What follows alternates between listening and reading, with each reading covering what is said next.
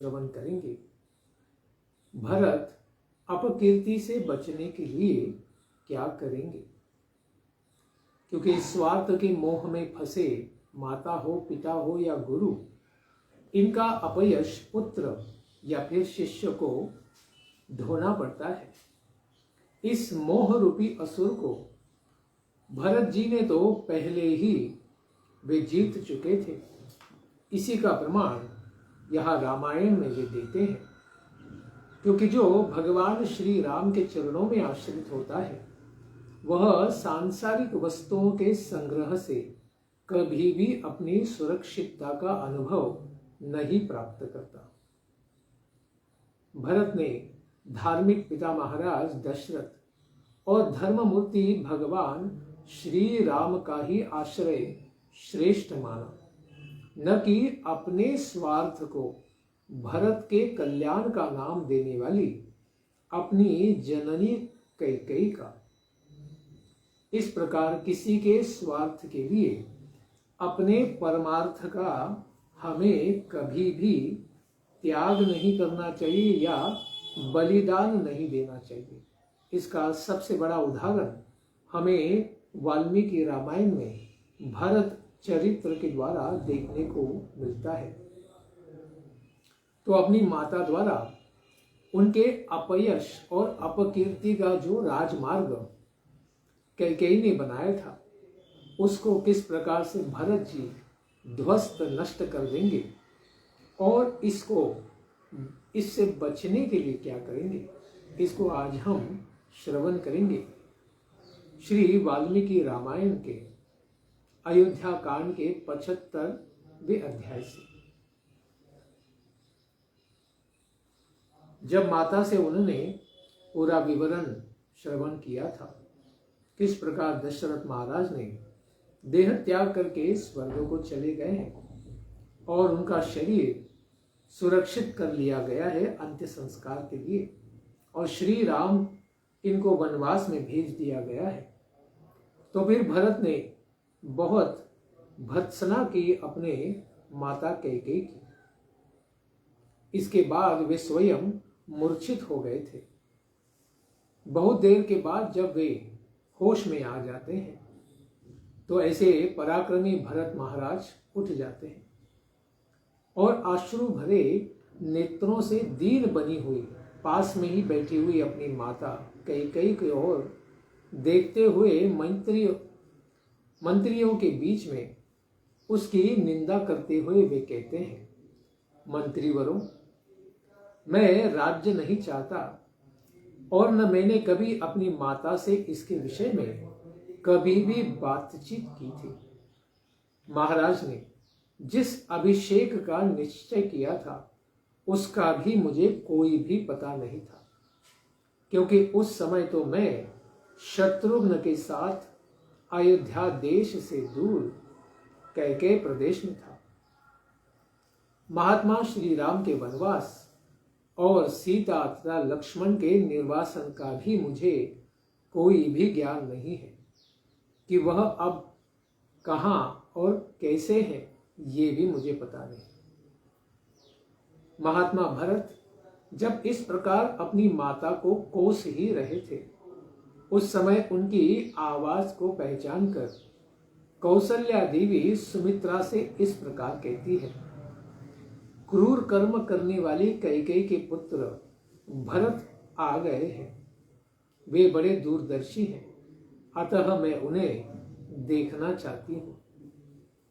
सुमित्रा से इस प्रकार कहकर उदास मुख वाली, दुर्बल और अचेत सी हुई कौसल्या देवी जहां भरत थे उस स्थान पर जाने के लिए कांपती हुई चलती है।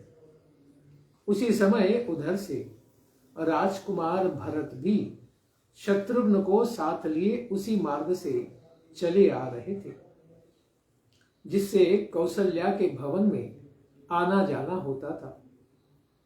तदनंतर शत्रुघ्न और भरत ने दूर से ही देखा कि माता कौसल्या दुख से व्याकुल और अचेत होकर पृथ्वी पर गिर पड़ी है। यह देखकर उन्हें बड़ा दुख हुआ और वे दौड़कर उनकी गोदी से लग गए तथा फूट फूट कर रोने लगे।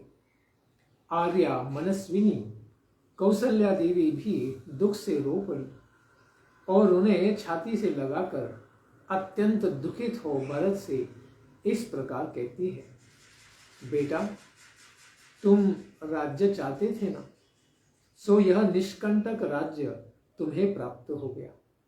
किंतु खेद यही है कि कैकेयी ने जल्दी के कारण बड़े क्रूर कर्म के द्वारा इसको पाया है।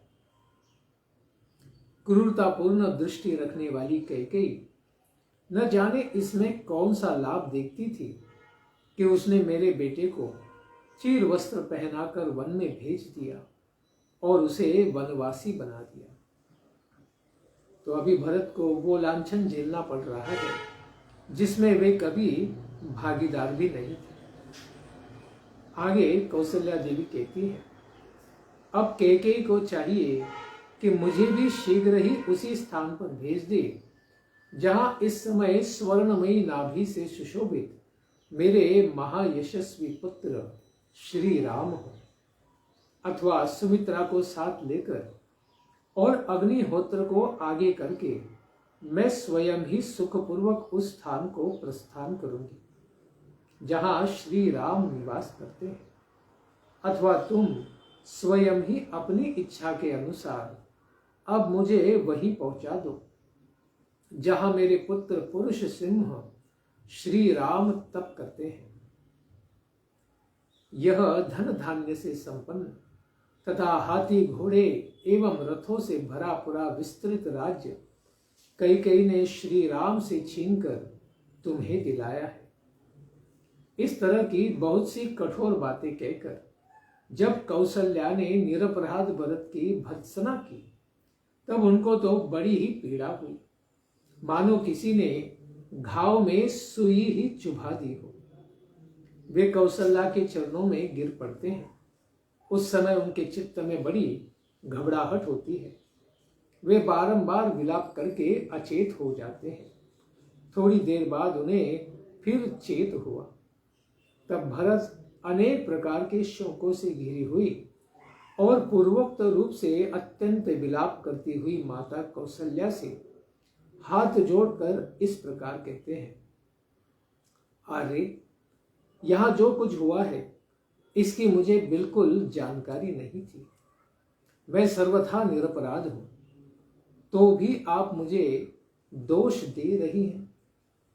आप तो जानती है कि श्री रघुनाथ जी में मेरा कितना प्रगाढ़ प्रेम है, जिसकी अनुमति से सत्पुरुषों में श्रेष्ठ सत्य प्रतिज्ञ आर्य श्री राम जी वन में गए हो।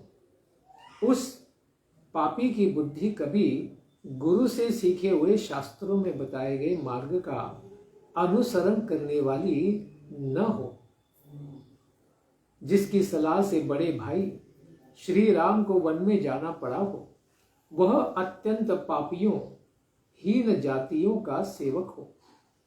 सूर्य की ओर मुंह करके मलमूत्र त्याग करे और सोई हुई गौओं को लात से मारे, अर्थात वह इन पाप कर्मों के दुष्परिणाम का भागी हो। जैसे कि हरिवंश में पुराण में बताया गया है कि हिजड़ा कौन बनता है, नपुंसक कौन बनता है, जन्म से ही खास करके तो वो व्यक्ति बनता है जो सूर्य की ओर मुख करके मलमूत्र का त्याग करता है, या फिर जिसके जन्म से ही पैर नहीं होते हैं या पोलियो हो जाता है। वो कौन सा व्यक्ति होता है? जो गौ माता को लात मारता है, पैर मारकर उनका अपराध करता है। ऐसे लोग जन्म से ही पंगु होते हैं। इस प्रकार शापित करते हैं भरत महाराज, अगर मैं ऐसा हूं तो मुझे ये सारे शाप लग जाए। लेकिन भरत महाराज ने इस प्रकार का कोई भी कार्य नहीं किया है।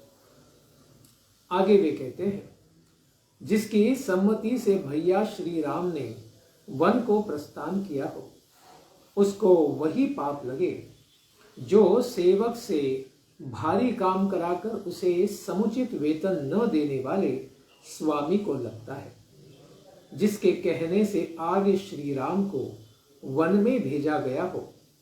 उसको वही पाप लगे जो समस्त प्राणियों का पुत्र की भांति पालन करने वाले राजा से द्रोह करने वाले लोगों को लगता है। जिसकी अनुमति से आज श्री राम वन में गए हो, वह उसी अधर्म का भागी हो जो प्रजा से उसकी आय का छठा भाग लेकर भी, टैक्स लेकर भी प्रजा वर्ग की रक्षा न करने वाले राजा को प्राप्त होता हो, जो खास करके अभी कलयुग में है। सारा टैक्स तो लिया जा रहा है, लेकिन लोगों का और धर्म का रक्षण, गौ माता का रक्षण नहीं किया जा रहा है। ऐसे पापी जनों का सर्वनाश निश्चित है। आगे वे भरत जी कहते हैं, जिसकी सलाह से भैया श्री राम को वन में जाना पड़ा हो, उसे वही पाप लगे जो यज्ञ में कष्ट सहने वाले ऋत्विजों को दक्षिणा देने की प्रतिज्ञा करके पीछे इनकार कर देने वाले लोगों को लगता है। पहले ही बोल देते हैं कि मैं आपको सब कुछ दूंगा, लेकिन यज्ञ होने पर 11 रुपए देंगे।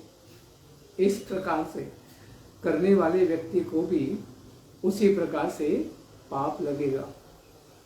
हाथी घोड़े और रथों से भरे एवं अस्त्र शस्त्रों की वर्षा से व्याप्त संग्राम में सत्पुरुषों के धर्म का पालन न करने वाले योद्धाओं को जो पाप लगता है, वही उस मनुष्य को भी प्राप्त हो जिसकी सम्मति से आज श्री राम जी को वन में भेजा गया हो। जिसकी सलाह से आर्य श्री राम को वन में प्रस्थान करना पड़ा है, वह दुष्टात्मा बुद्धिमान गुरु के द्वारा यत्न पूर्वक प्राप्त हुआ शास्त्र के सूक्ष्म विषय का उपदेश भुला देगा। इस प्रकार गुरु की सारी विद्या का भी नाश हो जाएगा अगर श्री राम के बारे में कोई गलत विचार रखेगा। जिसकी सलाह से बड़े भैया श्री राम को वन में भेजा गया हो, वह चंद्रमा और सूर्य के समान तेजस्वी तथा विशाल भुजाओं और कंधों से सुशोभित श्री रामचंद्र जी को राज सिंहासन पर विराजमान न देख सके, वह राजा श्री राम के दर्शन से वंचित रह जाए। सारे पापों का नाश करने वाले ऐसे भगवान श्री राम के दिव्य दर्शन से वह सदा ही वंचित हो जाए। ये तो सबसे बड़ा हानि को प्राप्त करने का दुर्भाग्य उसको प्राप्त होगा।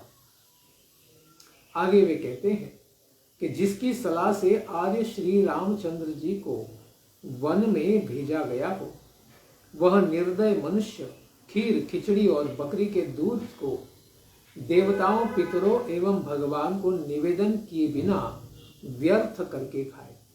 ये भी महापाप है कि भगवान को भोग चढ़ाए बिना कुछ भी अन्न सेवन करना, ये कुत्ते के या सुअर के मल को खाने के समान शास्त्रों में माना गया है। इस प्रकार का महापाप उसे लगे, और ये तो मंत्रणा के द्वारा ये कार्य हुआ था, तो ये शाप वैसे तो मंत्रा को जाएगा और भरत को नहीं। वे आगे कहते हैं, जिसकी सम्मति से भगवान श्री रामचंद्र जी को वन में जाना पड़ा हो, वह पापी मनुष्य गौओं के शरीर का पैर से स्पर्श, गुरुजनों की निंदा तथा मित्र के प्रति अत्यंत द्रोह करेगा। ये पाप उसके सर पर चढ़ेगा। जिसके कहने से बड़े भैया श्री राम वन में गए, वह दुष्टात्मा गुप्त रखने के विश्वास पर एकांत में कहे हुए किसी के दोष को दूसरों पर प्रकट कर दे, अर्थात उसे विश्वासघात करने का पाप लगे। क्योंकि किसी के दोष तो हमारे कल्याण के लिए बताए जाते हैं, जैसे शास्त्रों में रावण के दोष बताए गए, लेकिन फिर इन दोषों को किसी और व्यक्ति के ऊपर, लांछन के ऊपर प्रकट कर देना, ये क्या हो जाएगा? ये स्वयं की ही हानि का पाप हो जाएगा। या फिर किसी के बारे में दोष बताए हैं हमारे कल्याण के लिए, तो उसके सामने जाकर उसको प्रकाशित कर देने से ये ज्ञान देने वाले व्यक्ति के प्रति भी विश्वासघात है और अपने कल्याण के प्रति भी हमारा हानिप्रद व्यवहार है। आगे भरत कहते हैं, जिसकी अनुमति से आर्य श्री राम वन में गए हो, वह मनुष्य उपकार न करने वाला, कृतघ्न, उपकार करने के बाद भी उसको स्वीकार करने के बाद भी भूल जाने वाला, सत्पुरुषों के द्वारा परित्यक्त, अत्यंत निर्लज्ज और जगत में सबके द्वेष का पात्र हो। यही हुआ, मंत्र को सब द्वेष ही करते हैं। जिसकी सलाह से आर्य श्री राम वन में गए हो, वह अपने घर में पुत्रों, दासों और भृत्यों से घिरा रहकर भी अकेले ही मिष्टान्न भोजन करने के पाप का भी भागी हो। तो मन में बड़ा आनंद प्राप्त करने वाली कैकेयी हो या मंथरा हो, इनको मन में कितने भी लड्डू फूटे, लेकिन सारी दुनिया इनको शापित ही करती रहती है, क्योंकि उन्होंने भगवान श्री राम को भरत से अलग किया। आगे भरत कहते हैं, जिसकी अनुमति से आर्य श्री राम का वनगमन हुआ हो, वह अपने अनुरूप पत्नी को न पाकर अग्निहोत्र आदि धार्मिक कर्मों का अनुष्ठान किए बिना संतानहीन अवस्था में ही मर जाए। इस प्रकार ये शाप तो जो भरत जी दे रहे हैं, ये मंत्रा को भी लगा, वो किसी भी प्रकार की संतान उत्पत्ति नहीं करती है। और फिर कैकेयी भी पुत्र होने पर भी जब भरत महाराज नंदीग्राम में चले जाएंगे वनवासी के जैसे, तो कैकेयी को भी संतानहीन ही होने का अनुभव होगा, क्योंकि वे अपनी माता से दूर हो जाएंगे। आगे वे कहते हैं, जिसकी सम्मति से मेरे बड़े भाई श्री राम वन में गए हो, वह सदा दुखी रहकर अपनी धर्म पत्नी से होने वाली संतान का मुंह न देखे तथा संपूर्ण आयु का उपभोग किए बिना ही मर जाए। और यही दशरथ जी के बारे में हुआ। उन्होंने इसको अप्रत्यक्ष रूप से सम्मति दी, क्योंकि इसका उन्होंने विरोध नहीं किया।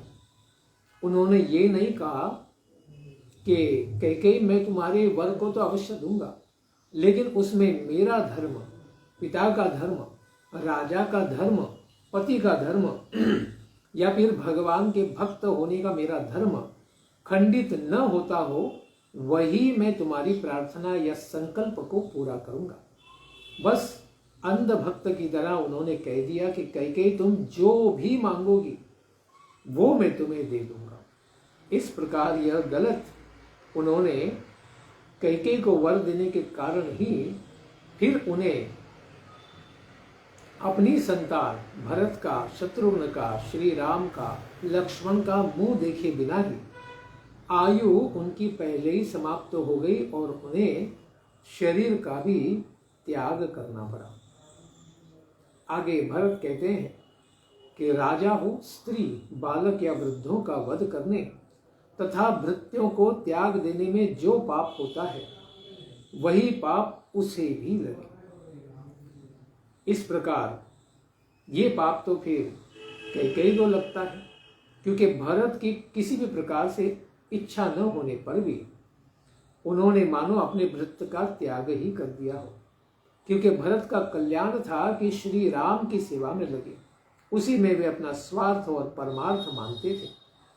लेकिन उसका विचार किए बिना ही कैकेयी ने अपने स्वार्थ को भरत का स्वार्थ बनाने का प्रयास किया, लेकिन भरत ने उसको पूरी तरह त्याग दिया। आगे भरत कहते हैं, जिसकी सम्मति से श्री राम का वनगमन हुआ हो, वह सदैव लाह, मधु, मांस, लोहा और विष आदि निषिद्ध वस्तुओं को बेचकर कमाए हुए धन से अपने भरण पोषण के योग्य कुटुंब जीवियों का पालन करेगा। तो ये भी शाप से ही प्राप्त होता है, और ये तो भरत महाराज का शाप है कि जो लाभ बेचने वाले बहुत हैं।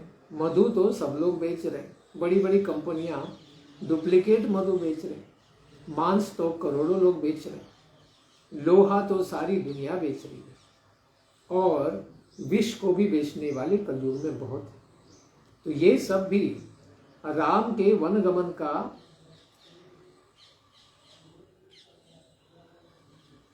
सम्मति भाव रखने वाले लोगों को ये पाप लगा हुआ है। इस प्रकार से अंतरिक्ष में जितने भी जीवों ने इसका समर्थन किया हो, वे आसुरिक भाव के लोग सब कलयुग में पैदा हो चुके हैं। ये इस श्लोक से प्रमाणित होता है। जिसकी राय से श्री राम वन में जाने को विवश हुए हो, वह शत्रु पक्ष को भय देने वाले युद्ध के प्राप्त होने पर उसमें पीठ दिखाकर भागता हुआ मारा जाए। तो ऐसे भी जो राष्ट्रध्वजी भारत देश का सनातन धर्म का नाश करने के लिए कारणीभूत बने हुए ऐसे जयचंद जैसे लोग जो हैं, जिन्होंने भारत को विधर्मियों के हाथ में बेच दिया कुछ कौड़ियों के दाम, वे फिर इस प्रकार सब लोग युद्ध में मारे गए और वे भी पीठ दिखाकर भागते हुए बहुत सारे लोग मारे गए हैं। ऐसे आसुरिक भाव वाले लोग कभी भी जीत नहीं सकते हैं। आगे भरत महाराज कहते हैं, जिसकी सम्मति से आज श्री राम वन में गए हो, वह फटे पुराने मैले कुचैले वस्त्र से अपने शरीर को ढक कर हाथ में खप्पर ले भीख मांगता हुआ उन्मत्त की भांति पृथ्वी पर घूमता फिरे। तो ऐसे भी खप्पर में भीख मांगने वाले बहुत सारे हमें दर्शन दे देते हैं। इस प्रकार यह भी भरत महाराज के शाप से ही प्राप्त हो जाएगा बहुत सारे लोगों को। आगे वे कहते हैं, जिसकी सलाह से श्री रामचंद्र जी को वन में जाना पड़ा हो, वह काम क्रोध के वशीभूत होकर सदा ही मद्यपान, स्त्री समागम और द्यूत क्रीड़ा, जुए में आसक्त रहे। तो अभी कलयुग के बारे में विचार करें तो 300-400 करोड़ लोग पृथ्वी के ऊपर मद्यपान, वेश्या संग और जुआ गैम्बलिंग में फंसे हुए हैं। तो इससे पता चलता है कि कितने आसुरिक लोगों ने इस प्रकार श्री रामचंद्र जी का विरोध किया होगा, तभी इस प्रकार के लोग संसार में ये सब पापों में लगे हैं। आगे भरत जी कहते हैं, जिसकी अनुमति से आज श्री राम वन में गए हो, उसका मन कभी धर्म में न लगे, वह अधर्म का ही सेवन करे और अपात्र को दान करे। अपात्र को दान करने से उसकी भी पाप बुद्धि बढ़ेगी और दान करता भी पाप का भागी बनेगा। ये भी वे शाप देते हैं। आगे वे कहते हैं कि जिसकी सलाह से आर्य श्री राम का वनगमन हुआ हो, उसके द्वारा सहस्त्रों की संख्या में संचित किए गए नाना प्रकार के धन वैभवों को लुटेरे लूट ले जाए, सब कुछ उसका लूट जाएगा।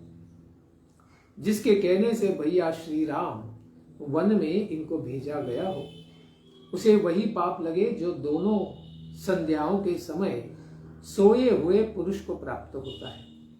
क्योंकि जो द्विज जाति जिसका जनेऊ संस्कार हुआ है, उपनयन संस्कार हुआ है, उसको आवश्यकता है कि तीनों संध्याओं में, लेकिन कम से कम 2 संध्याओं में, सुबह और शाम, उसे संध्या वंदन करना चाहिए।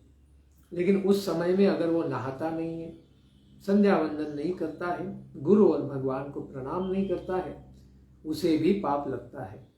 यही पाप उस व्यक्ति को लगे, ऐसा भरत कहते हैं। आगे वे कहते हैं कि आग लगाने वाले मनुष्य को जो पाप लगता है, गुरु पत्नी गामिनी को जो उस प्रकार का पाप प्राप्त होता है, और मित्र द्रोह करने से जो पाप प्राप्त होता है, वह भी उसे लगे। आगे वे कहते हैं कि जिसकी सम्मति से आज श्री राम को वन में जाना पड़ा है, वह देवताओं, पितरों और माता पिता की सेवा कभी न करे। वो पितृद्रोह करे, मातृद्रोह करे, अर्थात उनकी सेवा पुण्य से सदा ही वंचित रह जाए। जिसकी अनुमति से विवश होकर भैया श्री राम को वन में पदार्पण करवाया गया है, वह पापी आज ही सत्पुरुषों के लोक से, सत्पुरुषों की कीर्ति से तथा सत्पुरुषों द्वारा सेवित कर्म से भी शीघ्र भ्रष्ट हो जाए। जिसकी सम्मति से बड़ी बड़ी बाह और विशाल वक्ष वाले आर्य श्री राम को वन में जाना पड़ा है, वह माता की सेवा छोड़कर अनर्थ के पथ में सदा ही स्थित रहे। जिसकी सलाह से श्री राम का वनगमन हुआ है, वह दरिद्र हो जाए, उसके यहाँ भरण पोषण पाने के योग्य पुत्र आदि की संख्या बहुत अधिक हो जाए तथा वह ज्वर रोग से पीड़ित होकर सदा ही क्लेश को भोगता रहे। जिसकी अनुमति पाकर आर्य श्री राम वन में गए हो, वह आशा लगाए ऊपर की ओर आंख उठाकर दाता के मुंह की ओर देखने वाले दीन याचकों की आशा को निष्फल कर दे। जिसके कहने से भैया श्री राम वन में प्रस्थान किए हैं, वह पापात्मा पुरुष चुगला अपवित्र था, राजा से भयभीत रहकर सदा छल कपट में ही रचा पचा कर। जिसके परामर्श से आर्य का वनगमन हुआ हो, वह दुष्टात्मा ऋतु स्नान काल प्राप्त होने के कारण अपने पास आई हुई सती साध्वी ऋतु स्नाता पत्नी को ठुकरा दे, उसकी इच्छा को पूर्ण न करने का पाप का भागी हो। यानी जो पत्नी पुत्र प्राप्ति के लिए ऋतु काल में पति के पास आए, उसकी इच्छा स्वीकार न करना भी पाप है। इस प्रकार का पाप भी उस व्यक्ति को लगेगा। जिसकी सलाह से मेरे बड़े भाई को वन में जाना पड़ा हो, उसको वही पाप लगे जो अन्न आदि का दान न करने अथवा स्त्री से द्वेष रखने के कारण नष्ट हुई संतान वाले ब्राह्मण को प्राप्त होता है। इस प्रकार का भी वे शाप देते हैं। जिसकी राय से आर्य ने वन में पदार्पण किया हो, वह मलिन इंद्रिय वाला पुरुष ब्राह्मण के लिए की जाती हुई पूजा में विघ्न डाल दे और छोटे बछड़े वाली 10 दिन के भीतर की ब्याई हुई गाय का दूध दूहे। तो दूध जो है वो कम से कम 10 दिन, यहाँ पर स्पष्ट रूप से इसका उल्लेख है, क्योंकि गाय का पहले का दूध जो होता है वो बहुत ही गाढ़ा और केवल उसके बछड़े के लिए होता है, जिसके द्वारा उसकी सारे शरीर के नसें खुल जाए और वह गौ माता का दूध पचाने के लिए तैयार हो सके। तो बहुत सारे लोग उसका दूध निकालकर उसकी बर्फी बना बना के खाते हैं और सारे संसार में बांटते हैं। तो यहाँ पर कहा गया है कि ऐसे दूध को बांटना नहीं चाहिए और खाना भी नहीं चाहिए, उसको बछड़े को खिलाना चाहिए, नहीं तो पाप लगता है। आगे भरत जी कहते हैं कि जिसने आर्य श्री राम के वनगमन की अनुमति दी हो, वह मूढ़ धर्म पत्नी को छोड़कर परस्त्री का सेवन करे तथा धर्म विषयक अनुराग को त्याग दे, वो मलिन हृदय का बन जाए। वो क्या हो जाए? वेश्या संगी बन जाए। पानी को गंदा रखने वाले, करने वाले तथा दूसरों को जहर देने वाले मनुष्य को जो पाप लगता है, वह सारा पाप अकेला वही प्राप्त करे जिसकी अनुमति से विवश होकर आर्य श्री राम को वन में जाना पड़ा है। जिसकी सम्मति से आर्य का वनगमन हुआ हो, उसे वही पाप प्राप्त हो जो पानी होते हुए भी प्यासे को उससे वंचित कर देने वाले मनुष्य को लगता है। ये भी पाप है कि दूसरे व्यक्ति को प्यासे को पानी न पिलाना। जिसकी अनुमति से आर्य श्री राम वन में गए हो, वह उस पाप का भागी हो जो परस्पर झगड़ते हुए मनुष्यों में से किसी एक के प्रति पक्षपात रखकर मार्ग में खड़ा हो, उनका झगड़ा देखने वाले कलह प्रिय मनुष्य को प्राप्त होता है। तो देखा जाता है संसार में झूठा प्रेम के नाटक करने से कोई पुरुष किसी लड़की को, यानी उसकी तथाकथित प्रेयसी को, सारे लोगों के सामने अस्त्र शस्त्र से प्रहार करके छिन्न भिन्न करके मारता है, लेकिन कोई भी उस लड़की को बचाने नहीं जाता है।